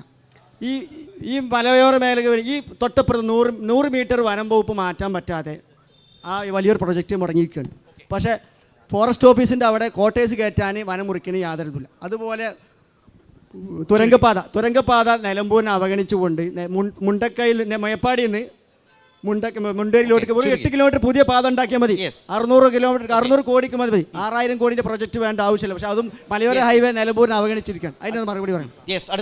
വന്യമൃഗ സംരക്ഷണങ്ങൾ വന്യമൃഗങ്ങളെ കാട്ടുപന്നികളെ ആക്രമിച്ച് മരിച്ചെന്ന് പറഞ്ഞു. ശരി. അപ്പോൾ നമ്മുടെ ഈ പ്രിയങ്ക ഗാന്ധിയും രാഹുൽ ഗാന്ധിയൊക്കെ ഇവിടുന്ന് ജയിച്ചു പോയിട്ട് ഓർക്ക് എന്താ പണിയാവോ? എൻ്റെ ചോദ്യം UDF പ്രതിനിധിയോടാണ്. ഈ 35 വർഷത്തെ വികസന പ്രവർത്തനങ്ങളും ഇടതുപക്ഷ ഗവൺമെൻറ് ഇപ്പോൾ 9 വർഷം പൂർത്തീകരിച്ചു. ഈ 9 വർഷത്തെ വികസന പ്രവർത്തനം ഞാൻ താരതമ്യം ചെയ്തു തരാം. കരുളായി ഞാൻ പറയാം, രേഖ വെച്ചിട്ടാണ് പറയുന്നത്. കരുളായി ഗ്രാമപഞ്ചായത്തിൽ ഈ ഇടതുപക്ഷ ഗവൺമെൻറ്റിൻ്റെ ആദ്യത്തെ അജണ്ട എന്താ ചോദിച്ചാൽ, കേരളത്തിൽ സമ്പൂർണ്ണമായിട്ട് പാവപ്പെട്ട കുടുംബങ്ങൾക്ക് വീട് കൊടുക്കും. 5 ലക്ഷം ഭവന നിർമ്മാണം. നിലമ്പൂർ മണ്ഡലത്തിൽ മാത്രം നിയമസഭ കേട്ടോ 10,000-ഓളം വീടുകൾ നിലമ്പൂർ മണ്ഡലത്തിൽ മാത്രം ലൈഫ് മിഷനിൽ ലഭിച്ചിട്ടുണ്ട്. അതിൽ എനിക്ക് സുഹൃത്ത് ചോദിച്ചപ്പോൾ താങ്കളൊന്നും പറഞ്ഞില്ലല്ലോ.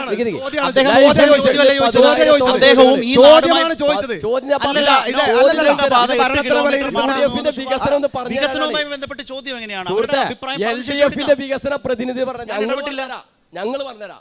10,000-ഓളം വീടുകൾ നിലമ്പൂർ മണ്ഡലത്തിൽ, പൂക്കൊട്ടുംപാടം റോഡ്, മലയോര ഹൈവേ, ഇതൊക്കെ വരുന്നത്. കരുളായിൽ 2 ഗവൺമെന്റ് സ്കൂളുകൾ ഹൈടെക്കായി, അംഗനവാടികൾ വരെ ഈ 9 വർഷം കൊണ്ട് ഇവിടെ ഹൈടെക് ആക്കി.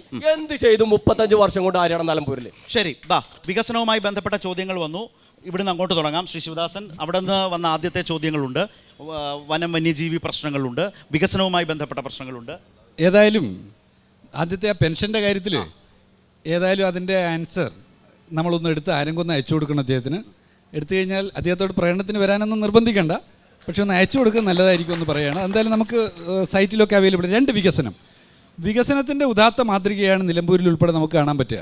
അത് കിഫ്ബി കോൺഗ്രസ് ആദ്യം എതിർത്തു, UDF എതിർത്തു. പക്ഷേ ആ കിഫ്ബി പ്രൊജക്റ്റിൽ കേരളത്തിൽ നടപ്പിലാക്കിയിട്ടുള്ള വിദ്യാഭ്യാസ സ്ഥാപനങ്ങൾ, ആശുപത്രികൾ നമുക്ക് കാണാൻ കഴിയും. ആ ആശുപത്രിയിലേക്കാണ് കോൺഗ്രസ്സുകാരൻ്റെയും ലീഗുകാരൻ്റെയും ഉൾപ്പെടെയുള്ള കുടുംബങ്ങളിൽ നിന്ന് ആളുകൾ പോകുന്നതും ചികിത്സിക്കുന്നതും. അങ്ങനെ ഒരു ആശുപത്രി നിലമ്പൂരിൻ്റെ ടൗണിലുണ്ട്. ആ നിലമ്പൂർ ടൗണിൽ കിഫ്ബി ഫണ്ട് വന്നിട്ടുണ്ട് ആശുപത്രിയിൽ. ഈ കേരളത്തിലെ വിവിധ വിദ്യാഭ്യാസ സ്ഥാപനങ്ങൾ വന്നിട്ടുണ്ട്. UDF എതിർത്തിരുന്നു എന്ന് മറന്നു പോകരുത്. പിന്നെ രണ്ടാമത്തെ എന്താണ്, വികസനത്തിൽ ഏറ്റവും പ്രധാനം എന്നുള്ളത് സർവ്വതല സ്പർശിയായ ആസൂത്രണമാണ്. ആ സർവ്വതല സ്പർശിയായ ആസൂത്രണത്തിൻ്റെ ഭാഗമായി നമ്മുടെ നാട്ടിൽ മലയോര ഹൈവേ വരുന്നു, നമ്മുടെ നാട്ടിലെ ഹൈവേ, നമ്മുടെ നാട്ടിലെ നാഷണൽ ഹൈവേ ഉൾപ്പെടെ ഏറ്റവും മാതൃകാപരമായ നിലയിൽ പൂർത്തീകരിക്കുന്നതിന് വേണ്ടിയുള്ള ശ്രമം നടത്തുന്നു. ഇനി എന്താണ് ആ വികസനത്തോട് കൂട്ടിച്ചേർത്ത് വെച്ച് പറയാൻ നമുക്ക്? സർവ്വതല സ്പർശി എന്ന് ഞാൻ പറഞ്ഞെടുത്ത പ്രൈമറി ഹെൽത്ത് സെൻ്ററുകൾ, നമ്മുടെ നാട്ടിലെ അംഗനവാടികൾ, ഇന്ന് പത്രത്തിൽ വായിച്ചിട്ടുണ്ടാവും, അംഗനവാടിയിലെ കുട്ടികൾക്ക് നിലമ്പൂരിൽ മാത്രമല്ല കേരളത്തിലെല്ലായിടത്തും ആ ഉമ്മൻചാണ്ടിയുടെ കാലത്ത് കൊടുത്തിട്ടുള്ള ആ ഭക്ഷണത്തെ നിങ്ങളൊന്ന് ഓർമ്മിച്ച് വെക്കുക. ബിരിയാണി കുട്ടികൾക്ക് കൊടുക്കാമെന്നാണ് മന്ത്രി പറയുന്നത്. ബിരിയാണി കൊടുക്കാമെന്ന് പറയാണ്. സർവ്വതല സ്പർശിയായ വികസനം. അംഗനവാടിയിലെ കുട്ടിയെ തൊട്ട് ഏറ്റവും മുതിർന്ന പൗരന്മാരെ വരെ പരിഗണിക്കുന്ന ഒരു വികസന സംസ്കാരം നമ്മുടെ നാട്ടിൽ രൂപപ്പെടുത്തിയിരിക്കുന്നു. പഞ്ചായത്തുകളെ വയോജന സൗഹൃദമാക്കുന്നു, പഞ്ചായത്തുകളെ ശിശു സൗഹൃദമാക്കുന്നു.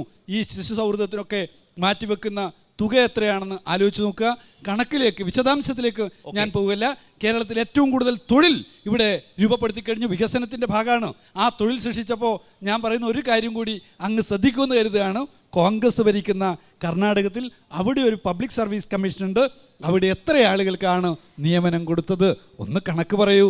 എനിക്ക് അഭിമാനത്തോടെ പറയാൻ പറ്റും, ഇന്ത്യയിൽ ഏറ്റവും കൂടുതൽ ആളുകളെ പബ്ലിക് സർവീസ് കമ്മീഷനിലൂടെ റിക്രൂട്ട് ചെയ്തിട്ടുള്ള ഒരു സ്റ്റേറ്റിൻ്റെ പേര്, അത് എൻ്റെ വലതുവശത്ത് നിൽക്കുന്ന കോൺഗ്രസ് പ്രതിനിധി കൂടി പ്രതിനിധീകരിക്കുന്ന കേരളത്തിൽ ജനിച്ച ആളുകൾക്ക് എല്ലാ അഭിമാനത്തോട് പറയാൻ പറ്റും, എൻ്റെ കേരളമാണ്, എൻ്റെ കേരളമാണ് എന്ന് പറയാൻ പറ്റും.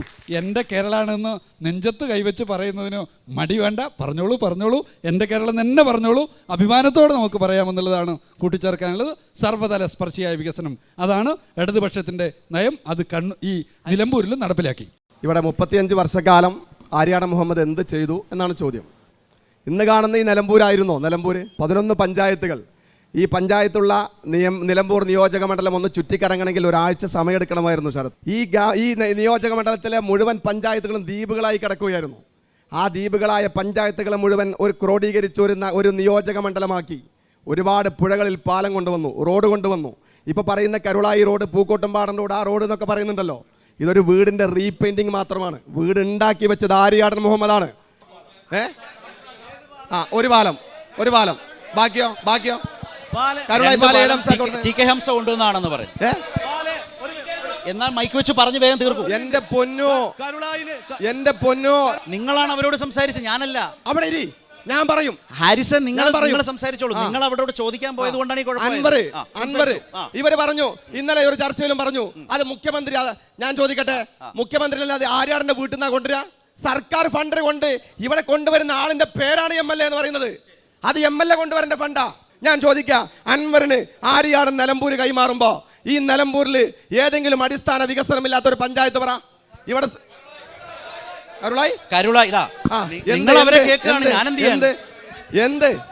നിങ്ങൾ ചോദിച്ചല്ലോ, ഏത് പഞ്ചായത്താന്ന് ചോദിച്ചു. എനിക്ക് ഏകദേശം 35 വയസ്സുണ്ട്. ഏകദേശം നിങ്ങൾ MLA അതേ കാലഘട്ടത്തിലാണ്. നിങ്ങൾക്ക് പറയേണ്ട രാഷ്ട്രീയം ഇപ്പോൾ 9 വയസ്സുള്ള ആളുകളോട് പറഞ്ഞാൽ ആര്യാടന്റെ കാലഘട്ടത്തിലേക്ക് തിരിച്ചു കൊണ്ടുവരണമെന്ന് പറഞ്ഞാൽ 9 വയസ്സുള്ള കുട്ടിനോട് പറയാം.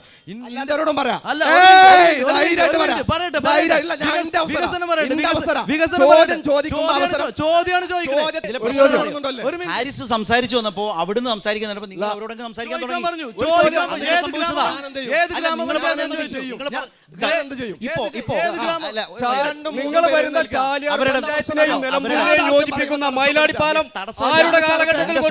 നിങ്ങൾ അവരോട് സംസാരിച്ചു, അവരോട് എന്തിനാണ് നിങ്ങൾ സംസാരിക്കാൻ പോയത്? ഞാൻ ഇടപെട്ടിട്ടേയില്ല. നിങ്ങൾ വഴങ്ങിക്കൊടുത്തു മാത്രം. ഞാൻ ഒരു കാര്യം പറയാം. ഒന്ന് വെച്ചാൽ, ഞാൻ ഇവിടെ പറയുന്ന ഏത് കാര്യവും തെളിയിക്കാൻ ഞാൻ തയ്യാറാണ്. ഇവിടെ ആരിസ് തെറ്റായ ഒരു കാര്യം പറഞ്ഞു എന്നുള്ളത് ഞാൻ ഉറപ്പിച്ച് വിശ്വസിക്കുകയാണ്. ഒരിക്കലും പറയാൻ പാടില്ലാത്ത ഉമ്മൻചാണ്ടി സർക്കാർ ഇറങ്ങി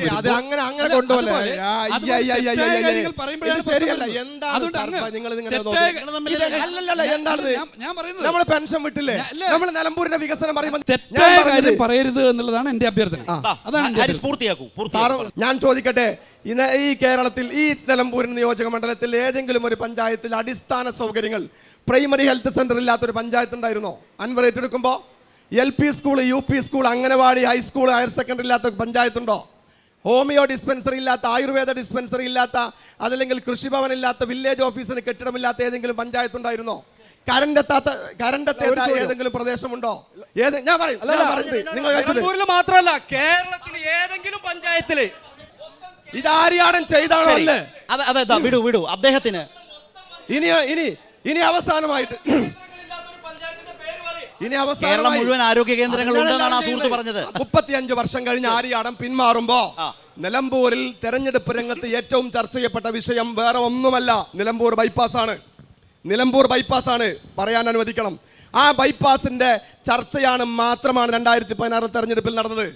ആ തെരഞ്ഞെടുപ്പിലേക്ക് കടക്കുന്നതിന് മുമ്പ് 36 കോടി രൂപ വകയിരുത്തി 723 മീറ്റർ സ്ഥലം അക്വയർ ചെയ്ത് അവിടെ പ്രവർത്തനം നടത്തി. 2017 മുതൽ 2024 വരെയുള്ള എല്ലാ ബഡ്ജറ്റിലും പണം വെച്ചു. അപ്പൊ സാറിവിടെ പറഞ്ഞല്ലോ എല്ലാം കിഫ്ബിയിലുണ്ട്. അപ്പൊ ഞങ്ങൾ ചോദിച്ചു ഈ പണം എവിടെ? കിഫ്ബിയിൽ. ഞങ്ങൾ ഒരു കിഫ്ബിയിലും കണ്ട, എഫ്ബിയിലല്ലാതെ കിഫ്ബിയിൽ ഈ പണം കണ്ടിട്ടില്ല. ഒരു കൊട്ടമണ്ണ്, ഒരൊറ്റ കൊട്ടമണ്ണ് അൻവറിന്റെ 9 വർഷക്കാലത്തിനിടയിൽ ബൈപ്പാസിൽ ഇട്ടിട്ടുണ്ടോ? ശരി. ഒരു വിമാനത്താവളം പണിയാനുള്ള ഫണ്ട് നിലമ്പൂർ ബൈപ്പാസിന് കഴിഞ്ഞ 8 വർഷക്കാലം കേരളത്തിലെ മുഴുവൻ നിയമസഭാ മണ്ഡലങ്ങളിലും ഒരു arts and science college government തലത്തിൽ വേണമെന്ന് ഉമ്മൻചാണ്ടി ഗവൺമെന്റ് തീരുമാനമെടുത്തപ്പോൾ നിലമ്പൂർ ഗവൺമെന്റ് കോളേജ് അനുവദിച്ചു. നിലമ്പൂരിലെ KSRTC ടെർമിനൽ അവിടെ അതിന്റെ പിന്നെ കോൺക്രീറ്റ് വരെ കഴിഞ്ഞു, സ്ട്രക്ചറായി. കഴിഞ്ഞ 9 വർഷമായി നിലമ്പൂരിന്റെ KSRTC ടെർമിനൽ അവിടെ കിടക്കുകയാണ്. ബഹുമാനപ്പെട്ട MP ഇവിടെ ചോദിച്ചു ആശുപത്രിക്ക് വേണ്ടി എന്ത് ചെയ്തു? നിലമ്പൂർ ജില്ലാ ആശുപത്രിയിൽ പവർ ഡിപ്പാർട്ട്മെന്റിൽ നിന്ന് 10 കോടി രൂപ ചെലവഴിച്ച് അവിടെ ബിൽഡിംഗിന് വന്നു. ശരിയായ ചോദ്യങ്ങൾക്ക് ഉത്തരം പറയുന്നതിന് ഒരു പ്രയാസമില്ല. ശരികേടുകളുടെ ആവർത്തനത്തെ അവഗണിക്കുക എന്നുള്ളതാണ് ഞങ്ങൾ എടുക്കുന്ന സ്വാഭാവികമായിട്ടുള്ള നിലപാട്. ഇവിടെ കേൾക്കൂ, നിങ്ങൾക്ക് ഇവിടെ വികസനത്തിൻ്റെ കഴിഞ്ഞ വർഷം നടപ്പിലാക്കിയ ചെറിയ 2-3 ലിസ്റ്റുകൾ ഞാനങ്ങ് വായിക്കുന്നത് നല്ലതായിരിക്കും തോന്നുന്നു. ആനക്കിടങ്ങ് ഉച്ചക്കുളം കോളനിയിലേക്ക് ഫെൻസിങ്, സോളാർ ഫെൻസിങ്ങിന് വേണ്ടി ചെലവഴിച്ചിട്ടുള്ളത്. കാളിക്കാവ് റേഞ്ചിന് കീഴിൽ വർക്കിന് വേണ്ടി കരുളായി റേഞ്ചിന് കീഴിൽ നെടുങ്കയം മഞ്ചിര പാണപ്പുഴ ഫോറസ്റ്റ് റോഡിന് വേണ്ടിയിട്ട് 532 ലക്ഷം രൂപ, കരുളായി റേഞ്ചിലെ നെടുങ്കത്ത് റോഡ്, ഇങ്ങനെ നിരവധിയായ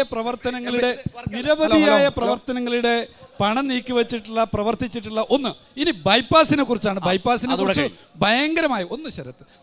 കുറിച്ച് ഭയങ്കര വൈകാരികമായിട്ട് പറയാണ്. എൻ്റെ ചോദ്യം, ഇവിടെ ഇടതുപക്ഷത്തിൻ്റെ പ്രതിനിധി 9 വർഷകാലം ഉണ്ടാവുന്നതിന് മുമ്പ് ഏറെക്കാലം UDF ഉണ്ടായല്ലോ, ആ സമയത്ത് ഉണ്ടാക്കിയ പോരായിരുന്ന വലിയ പ്രശ്നമില്ലല്ലോ. പിന്നെ ഞങ്ങൾ ചെയ്യുന്നതിന് വേണ്ടി ഞങ്ങൾക്ക് വേണ്ടി മാറ്റിവെച്ചതായിരുന്നോ? അങ്ങനെ മാറ്റിവെച്ചതായിരുന്നെങ്കിൽ ഞങ്ങൾ പറയുന്ന ഒരു കാര്യം ഇതാണ്, ഞങ്ങൾ എന്ത് ചെയ്തു? ഞങ്ങൾ ഈ പ്രവർത്തനങ്ങൾ അതിൻ്റെ സ്ഥലമേറ്റെടുപ്പിന് വേണ്ടിയുള്ള പണം നീക്കിവെച്ച് ആ സ്ഥലമേറ്റെടുപ്പിൻ്റെ എല്ലാ തരത്തിലുള്ള പദ്ധതിയും പൂർത്തിയാക്കി അന്തിമഘട്ടത്തിലേക്ക് ഞങ്ങൾ കൊണ്ടുപോയിരിക്കുന്നു. ഒരു കാര്യം ഉറപ്പിച്ചു പറയുകയാണോ, ഈ ഗവൺമെന്റ്, ഇടതുപക്ഷത്തിന്റെ ഗവൺമെന്റ് ബൈപ്പാസ് നിർമ്മാണം നടപ്പിലാക്കും. ആര്യാടന്റെ വീടിന് മുമ്പിലൂടെ കടന്നു പോകുന്ന നിലമ്പൂർ ടൗൺ റോഡ് വികസനത്തിന് വേണ്ടി ഈ UDF സർക്കാരിന്റെ കാലത്ത് എന്താണ് ചെയ്തിട്ടുള്ളത്? ഇപ്പോഴാണ് ഏറ്റവും അധികം തിരക്കുള്ള റോഡാണ് നിലമ്പൂർ റോഡ് എന്ന് പറയുന്നത്. ആ റോഡ് ഈ സർക്കാർ വന്നതിന് ശേഷമാണ് ഇത്രയെങ്കിലും വീതി കൂട്ടി ആ റോഡിലൂടെ സ്വതന്ത്രമായിട്ട് നമുക്ക് വാഹനത്തിലൂടെ യാത്ര ചെയ്യാനായിട്ട് സാധിച്ചിട്ടുള്ളത്. അപ്പോ ഈ പറഞ്ഞ ആര്യാടന്റെ കാലത്ത് നടന്നു എന്ന് പറയുന്ന സാധാരണഗതിയിൽ ഒരു മണ്ഡലത്തിൽ സംഭവിക്കാം. നേരത്തെ മുവാജറൊക്കെ പറയാൻ വന്നത് തന്നെയാണ്. ഇവിടെയുള്ള ഹെൽത്ത് സെന്ററുകൾ അടക്കമുള്ള കാര്യങ്ങൾ എല്ലായിടത്തും സംഭവിക്കുന്നതാണ്. അത് മാത്രമാണ് അവിടെ ചെയ്തിട്ടുള്ളത്. അതിൽ കൂടുതൽ മെച്ചപ്പെട്ടൊരു വികസനം ഉണ്ടായത് തീർച്ചയായും ഈ കഴിഞ്ഞ 9 വർഷക്കാലം കൊണ്ടാണ് എന്ന് ഉറക്കെ പറയാനായിട്ട് സാധിക്കും. ബൈപ്പാസിന്റെ പ്രവൃത്തി തുടങ്ങിയിട്ടുള്ളത് LDF സർക്കാർ അധികാരത്തിൽ വന്നതിന് ശേഷം മാത്രമാണ്. ഞങ്ങൾ തെളിയിക്കാൻ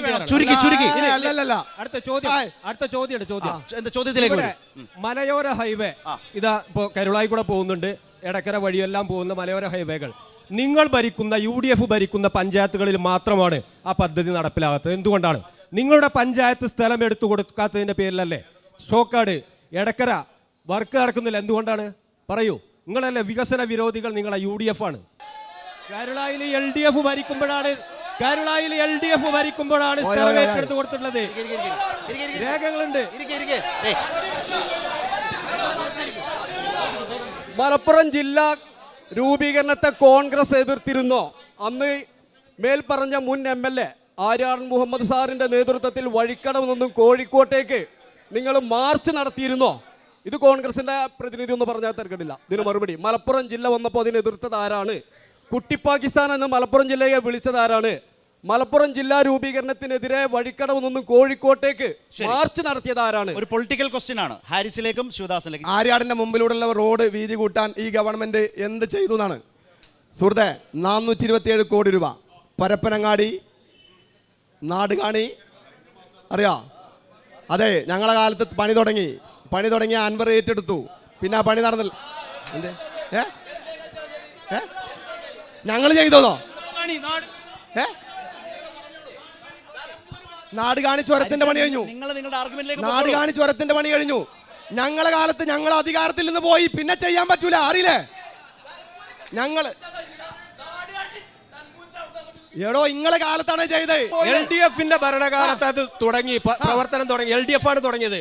2 പ്രളയം, ആ പ്രളയത്തിന്റെ പേരിൽ ആ ഫണ്ട് മുഴുവൻ പരപ്പനങ്ങാടി റോഡ് നിങ്ങൾ ഹാരിസൺ, നിങ്ങൾ പറയാനുള്ളത് പറയാ. അവരുടെ മുഖത്തോട്ട് നോക്കിയിരുന്നാൽ പറയും. അങ്ങനെയാണ് ചർച്ചകൾ.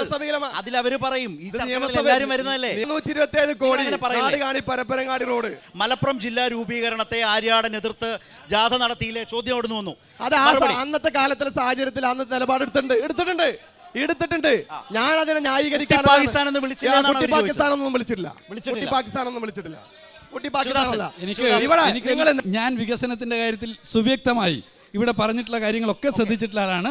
ഒറ്റ കാര്യം ഞാൻ സൂചിപ്പിക്കുന്നില്ല. എന്താന്ന് പറഞ്ഞാൽ നമ്മുടെ നാട്ടിൽ ചില ആളുകൾ വിശ്വസിക്കുന്നുണ്ട്, ചില സമുദായങ്ങളൊക്കെ വിശ്വസിക്കുന്നുണ്ട്, വ്യക്തികൾ വിശ്വസിക്കുന്നുണ്ട് മരണപ്പെട്ടവർക്ക് പുനർജന്മം ഉണ്ട് എന്നും, അങ്ങനെ പുനർജന്മം ഉണ്ടായിക്കഴിഞ്ഞാൽ അവരേറ്റവും കൂടുതൽ വെറുക്കുന്ന, അവരേറ്റവും കൂടുതൽ ദ്രോഹിച്ചിട്ടുള്ള ആളുകളുടെ വീടുകളിൽ അവരുടെ ജീവിതത്തെ ഇങ്ങനെ ശല്യപ്പെടുത്തിക്കൊണ്ടിരിക്കുന്നു പറയുന്നത് ഞാൻ കേട്ടിട്ടുണ്ട്, വിശ്വാസത്തെ ഞാൻ കേട്ടിട്ടുണ്ട്. രാധ ജനിച്ച് വീണ്ടും ഒരു രാധ ഇങ്ങോട്ട് വന്ന ആരുടെ കഴുത്തിനാണ് പിടിക്കുക എന്നുള്ളത് ഓർമ്മിപ്പിക്കുക. രാധ മാത്രമല്ല, പ്രകാശൻ കോൺഗ്രസിൻ്റെ സ്ഥാനാർത്ഥിയായി മത്സരിച്ചാൽ ഒരു പുനർജന്മം പ്രകാശൻ ഉണ്ടായാൽ പ്രകാശൻ എങ്ങനെയാണ് ആരെയാണ് ശല്യപ്പെടുത്തുക എന്നുള്ളത് ഓർമ്മിപ്പിച്ച് നോക്കുക.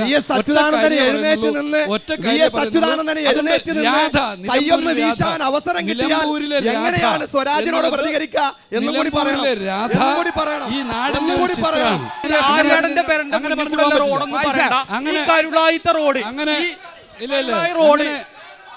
കരുളായി റോഡ് വികസനം നടന്നപ്പോ ഒരു സെക്കൻഡ് അങ്ങനെ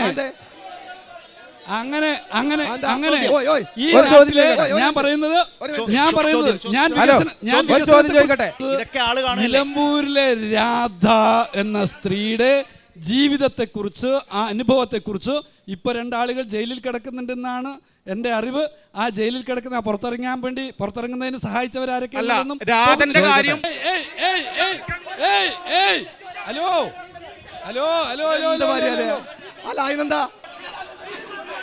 ചോദ്യം ചോദിച്ചോട്ടെ, എന്താണെങ്കിലും ചോദിച്ചോട്ടെ. ഇത് സംവാദമാണ്. ഒരു മിനിറ്റ്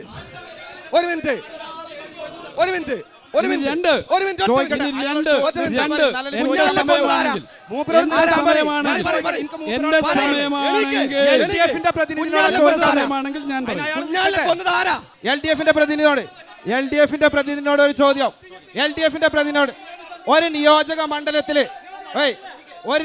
മണ്ഡലത്തില് അല്ലെങ്കിൽ ഒരു വാർഡില് അല്ലെങ്കിൽ ഒരു പാർലമെന്റ് മണ്ഡലത്തില് ഒരു വികസനം കൊണ്ടുവരുമ്പോൾ അതിന്റെ ഉത്തരവാദിത്തം ആ MLA-ക്കാണോ അതോ സർക്കാരിനാണോ? ഒന്ന്, MLA-ക്കാണെങ്കിൽ കഴിഞ്ഞ 9 വർഷം PV അൻവർ MLA നിങ്ങൾ വികസന നായകനായിട്ട് അംഗീകരിക്കുന്നുണ്ടോ ഇല്ലേന്ന്? എൻ്റെ മറുപടി ഇതാണ് വെച്ചാൽ, അങ്ങോട്ട് തന്നെയുള്ള മറുപടിയാണ്. ഈ ഹിന്ദു മതവിശ്വാസികൾക്കിടയിൽ ചിലരുടെ ഇടയിൽ ഒരു വിശ്വാസം ഉണ്ടെന്ന് വെച്ചാൽ, കർക്കിടക മാസം എന്ന് പറഞ്ഞാൽ രാമായണ മാസമായിട്ട് ആചരിക്കുക എന്നുള്ളൊരു ഏർപ്പാടുണ്ട്. ഈ കോൺഗ്രസ്സുകാരുടെ ഏർപ്പാട് എന്താണെന്ന് വെച്ചാൽ, അവർക്ക് തെരഞ്ഞെടുപ്പ് കാലം എന്ന് പറഞ്ഞാൽ നുണ പറയൽ മാസാചരണമാണ്. അതുകൊണ്ട് തന്നെ സകല വികസന പ്രവർത്തനങ്ങൾ, നമ്മുടെ ബഷീറിൻ്റെ കഥയിൽ ഉണ്ടല്ലോ, അതിൻ്റെ ആളും നമ്മളാന്ന് പറയുന്ന ഏർപ്പാടുണ്ടല്ലോ, അതിൻ്റെ ആളും നമ്മളാന്ന് മറ്റേ ആന ഗർഭം ധരിച്ചതെന്നുള്ള വാർത്ത കേട്ടപ്പോൾ അതിൻ്റെ ആളും നമ്മളാന്ന് പറഞ്ഞ ആ കഥാപാത്രങ്ങളെ പോലെ എല്ലാം ഞങ്ങളെ ഉത്തരവാദിത്തമാണ് എന്ന് പറയുന്ന ആളുകളാണ് കോൺഗ്രസിൻ്റെ നേതൃത്വം എന്നാണ് ഇവിടെ കേട്ടുകൊണ്ടിരിക്കുന്നത്. ഇനി നിലമ്പൂർ കേൾക്കൂ നിലമ്പൂരിൻ്റെ വികസനത്തിൽ ഏറ്റവും വലിയ അടയാളപ്പെടുത്തലുകൾ ഇടതുപക്ഷ ജനാധിപത്യ മുന്നണിയുടെ സർക്കാർ നടത്തി. LDF സർക്കാർ. ആ LDF സർക്കാരിന് നേതൃത്വം നൽകുന്ന പിണറായി വിജയൻ എന്ന കേരളത്തിൻ്റെ മുഖ്യമന്ത്രി, ആ മുഖ്യമന്ത്രി 3ാമതും കേരളത്തിൽ അധികാരത്തിൽ വരുന്നതിൻ്റെ പ്രഖ്യാപനമായിട്ട് നിലമ്പൂർ ഇലക്ഷൻ മാറും എന്നുള്ളതാണ് നമുക്ക് വരാൻ പോകുന്ന അനുഭവം. അതുകൊണ്ട് അഭിമാനത്തോടു കൂടി പറയാണ്, ഈ വികസന നേട്ടങ്ങൾക്കൊപ്പം നിലമ്പൂരിലെ ജനതയുണ്ടാവുമെന്ന് ഉറച്ചു വിശ്വസിച്ചുകൊണ്ടാണ് ഞങ്ങൾ നിൽക്കുന്നത്.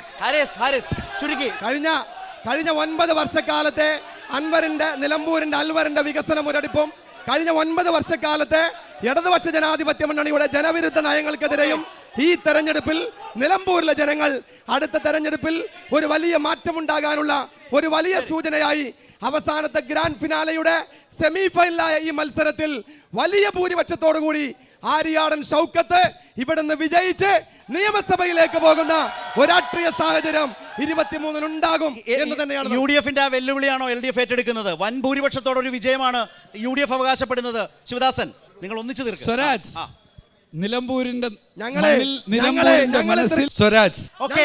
നമ്മള് കരുളായിൽ കാണുന്നത് ഈ തെരഞ്ഞെടുപ്പിന്റെ വലിയ ആവേശമാണ്. രാഷ്ട്രീയം, അടിമുടി രാഷ്ട്രീയം വളരെ ശക്തമായി തന്നെ ചർച്ച ചെയ്യുന്നു എന്നുള്ളിടത്താണ്. വളരെയധികം നന്ദി ശിവദാസനും ഹാരിസിനും ഈ ചർച്ചയിൽ പങ്കുചേർന്നതിന്. വളരെയധികം നന്ദി. പടക്കളം വീണ്ടും കാണാം അടുത്ത സ്ഥലത്ത് നിന്ന്.